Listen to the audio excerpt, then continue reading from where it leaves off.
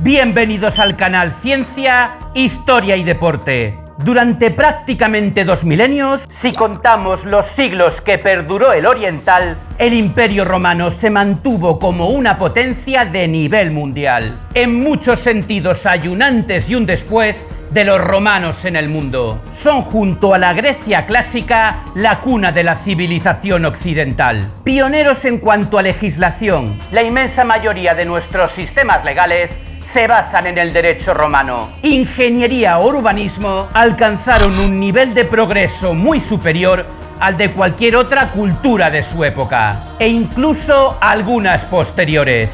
Pero nada de esto hubiese sido posible sin un ejército dominante y casi invencible que arrasó en los campos de batalla. Las legendarias y temibles legiones romanas.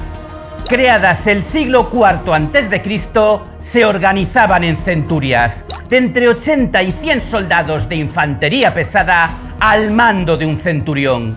6 de estas centurias formaban una corte, dirigida por un centurión pilus prior, y a su vez 10 cohortes formaban una legión, al mando del legado o legatus, que tenía por debajo de él a 6 tribunos, de los cuales uno era elegido por el Senado romano en su representación.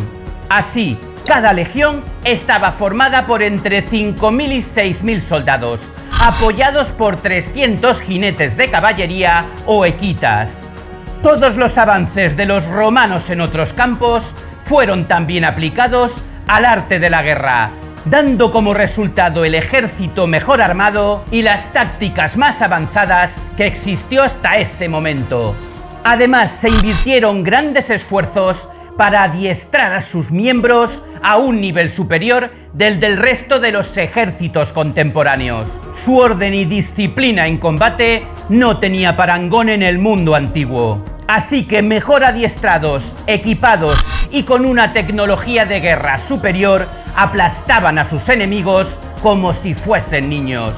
Y es que incluso sus tácticas eran abrumadoramente superiores a las de cualquier otro ejército. Con sus espectaculares armaduras, lanzas y escudos, atacaban en formaciones como la de tortuga o anticaballería, siendo capaces de transicionar de una a otra cuando era necesario, de forma rápida y eficiente. Pero cuidado, no solo eran superiores por sus tácticas o armas.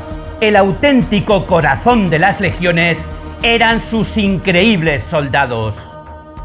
Además de recibir el mejor entrenamiento tanto en táctica como en técnica de combate, eran duros, valientes e inteligentes, sometidos a estrictas pruebas físicas, como no podía ser de otra manera. Su altura mínima era de 1,70 m y ser robustos para soportar las tareas pesadas que los soldados debían realizar. Pero además debían superar también un examen intelectual para asegurarse de que eran capaces de asimilar las complejidades de la estrategia militar. Incluso se les sometió a una prueba de conocimientos jurídicos.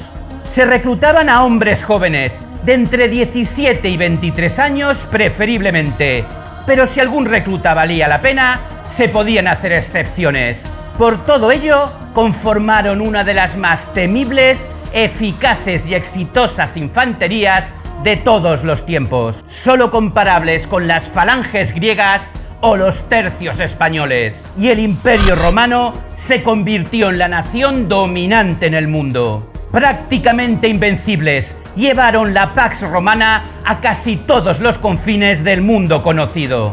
En su apogeo, los romanos llegaron a rodear el mar Mediterráneo, al que llamaban Mare Nostrum, y controlar territorios tan lejanos entre sí como las actuales Inglaterra, Alemania, Egipto o Turquía. Así fueron y así pasaron a la historia militar las legiones romanas, el terror de los ejércitos de su época.